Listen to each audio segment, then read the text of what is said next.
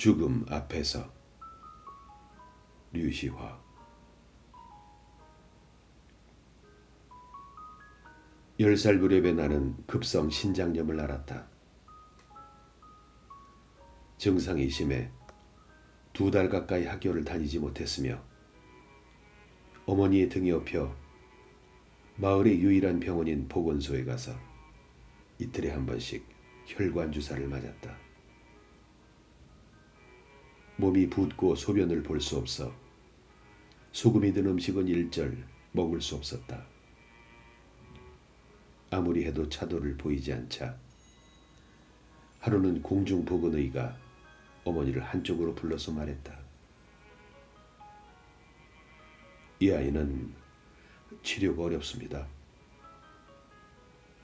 일시적으로 나아진다고 해도 오래 살지는 못할 거예요. 어머니는 울면서 집으로 왔고 나는 그 당시 흔했던 유아 사망의 한 예가 될 운명이었다. 의사가 내린 사망 선고는 어린 나에게도 지울 수 없는 영향을 미쳤다. 겨울이었는데 언제나 아랫목을 차지하고 누워있던 나는 스스로 윗목으로 이부자리를 옮겼다. 어차피 죽을 텐데 가난한 가족들의 짐이 되는 것이 싫었다. 내가 할 수 있는 것은 가만히 누워서 죽음을 기다리는 일밖에 없었다.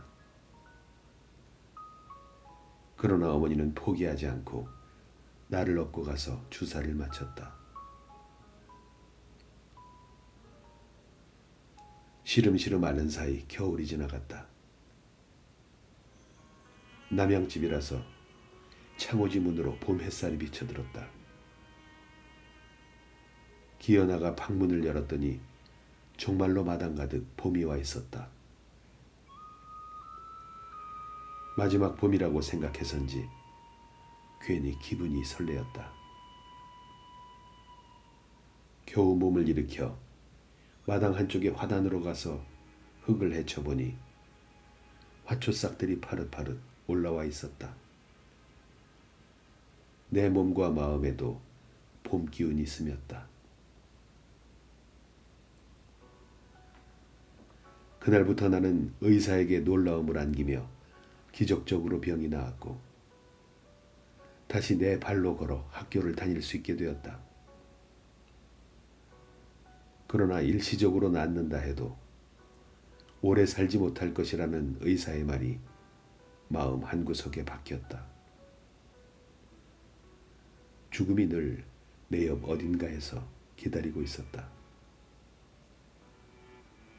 그것이 사춘기 시절에는 우울한 운명론자가 되기도 했지만 인생을 더 절실하게 살게끔 만든 원인이 되었다.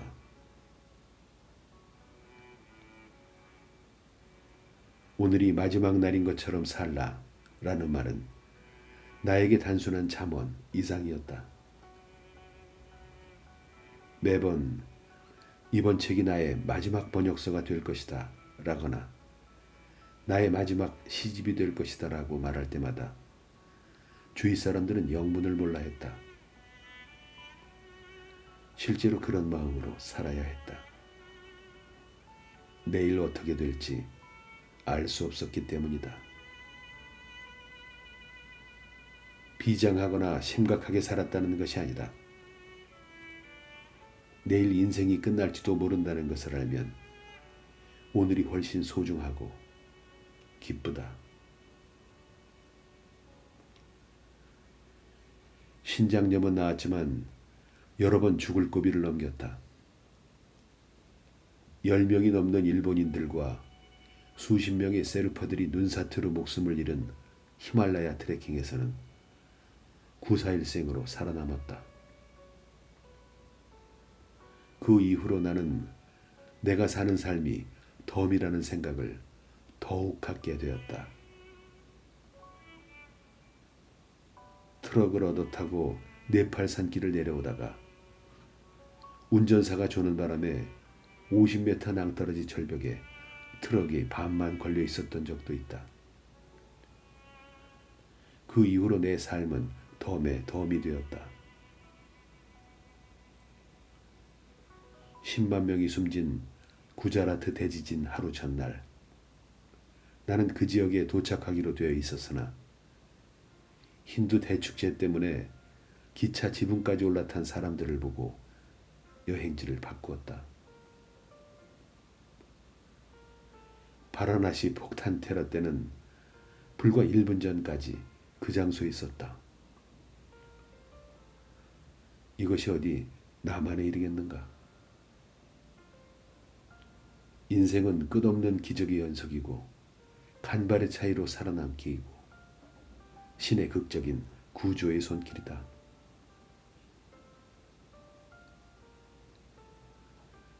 대문호 도스토옙스키는 아버지가 농민들 손에 처참하게 살해되는 광경을 보고 충격을 받아 16살 이후 평생 동안 간질에 시달렸다. 28살 때는 혁명운동에 가담한 혐의로 체포되어 총살 선고를 받았다. 독방에서 지내던 어느 날 23명의 사형시들과 함께 페테르부르크 광장의 사형집행장으로 끌려갔다. 죄수들은 3명씩 말뚝에 묶였다.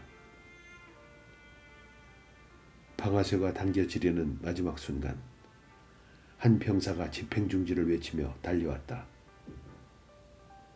황제의 특별 감형이 내려진 것이다. 죽음 직전에 갑자기 자유인이 되었다. 같이 밧줄에 묶여있던 친구 하나는 이 일을 겪은 후 미쳐버렸지만 도스토옙스키는 죽음의 나락에서 갑자기 부활한 그 순간을 결코 잊지 않았다.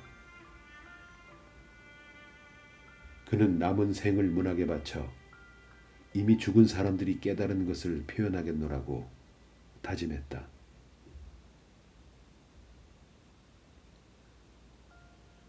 과거를 되돌아보며 내가 얼마나 많은 시간을 낭비했는가 생각했다. 삶은 하나의 선물이다. 매 순간이 축복의 순간일 수가 있다. 나의 낡은 머리는 떨어져 나갔으며 나의 심장은 나와 함께 남았다.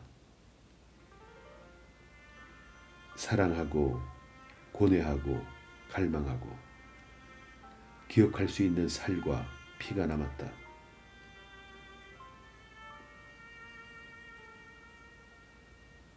유배 생활 4년을 마치고 돌아온 도스토옙스키는 죽음의 지배 기록, 지하 생활자의 수기, 카라마주프가의 형제들, 죄와 벌 등 불후의 명작들을 탄생시켰다.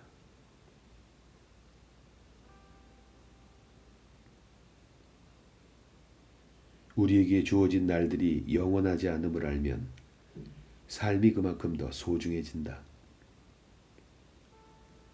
자신이 간발의 차이로 살아남은 행운임을 안다면 무의미한 고민이나 일들로 시간을 낭비하지 않게 된다. 주어진 날들이 선물처럼 다가온다. 더 절실하게 아침을 맞이하고 더 깊이 사랑하게 된다. 가장 아까운 것이 매 순간을 살지 않은 삶이라는 것을 깨닫는다. 우리가 시작해야 하는 가장 창조적인 행위는 삶의 매 순간을 붙잡는 일이다. 대재앙이 일어나리라는 걸 알면 사람들이 어떻게 행동할 것인가를 묻는 프랑스 일간지 질문에 소설가 마르셀 프루스트는 이렇게 답했다. 우리가 죽음의 위협을 받으면 삶이 갑자기 멋있어 보인다. 삶이 얼마나 많은 계획, 여행, 사랑, 배워야 할 것들을 숨겨놓고 있는지 생각해보라. 우리의 게으름으로 인해 미래의 어느 순간으로 끊임없이 미루고 있는 그것들을 하지만 그것들이 영원히 불가능해질 위기에 처하면 그것들은 다시 아름다워진다. 대재앙이 지금 일어나지 않는다면 많은 것을 하리라. 새로운 화랑들을 구경하고 사랑하는 사람에게 자신을 내던지고 인도로 여행 갈 기회를 놓치지 않으리라.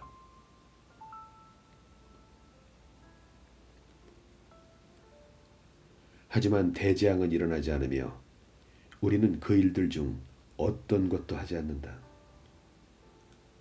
얼마 지나지 않아 게으름이 절실함을 무력화시키는 일상의 삶으로 돌아간다.